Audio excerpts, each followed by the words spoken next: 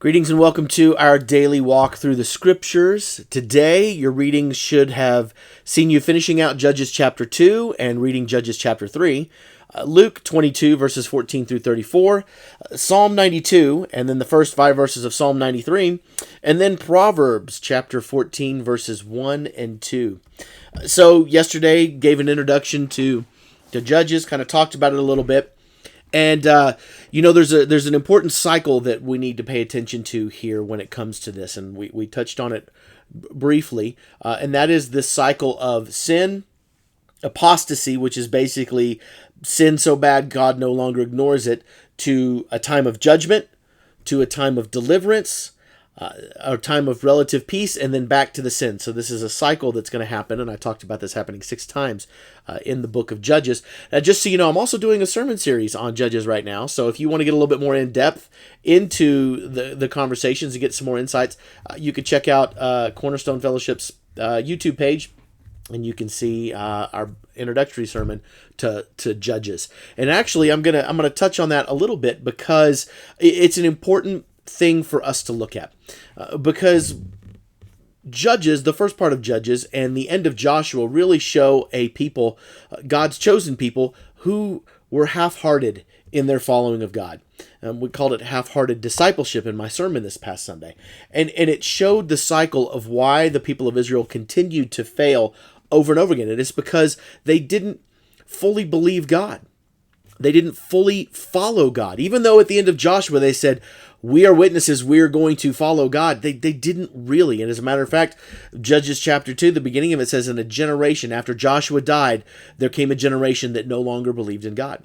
And that's where Judges 2 leads us. And so we now begin to see a series of this cycle of the people of Israel half-hearted following God, ending up completely not following God, having a time of judgment and then deliverance, which, by the way, judge is not a great term. It's actually deliverer is a better, more appropriate word, and then going all the way back around.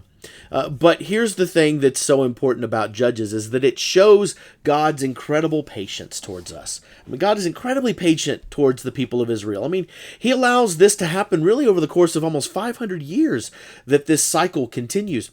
And God continues to show great patience, but God also never stops trying for redemption and grace. And it's a beautiful thing to see that God continues to give the people of Israel this grace.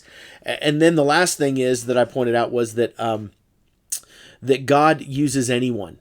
Okay, and we see that in the book of Judges, where it starts off with really a good godly pinnacle in Othniel, and he's really shown to be a godly man. And then you get Ehud, and Ehud is a little bit less than Othniel. He kind of does some shady trickery type things.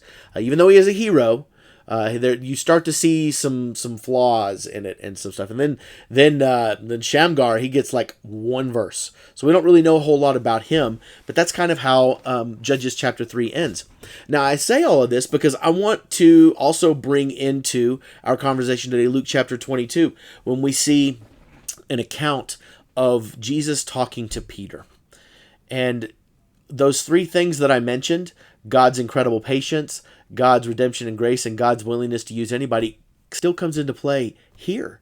And, this is 1,500 years later, and now, we look at our lives now, and we look at 2,000 years later, and God is still doing the same thing. But if you look at this account, you see Jesus in verse 31 say, Simon, Satan has asked to sift all of you as wheat, but I've prayed for you, Simon, that your faith may not fail. And here's the important word. When you have turned back, strengthen your brothers. Jesus is telling Simon right there, Simon, you're going to fall short. You're going to fail. But guess what, Simon? I have still redeemed you. You still get my grace. You still get my redemption. God never stops pursuing us and chasing after us. And this is an important thing that we need to hold on to. You're never going to be beyond God's grace. If you are a follower of Christ and you're continuing to try to pursue him, no matter how many times you fail on your face, there is still, as Jesus says here, strengthen one another. You can still come and strengthen your fellow believers and still continue to be redeemed. So it's beautiful to see such a timeless thing happening over the course of thousands of years. And hopefully it encourages you.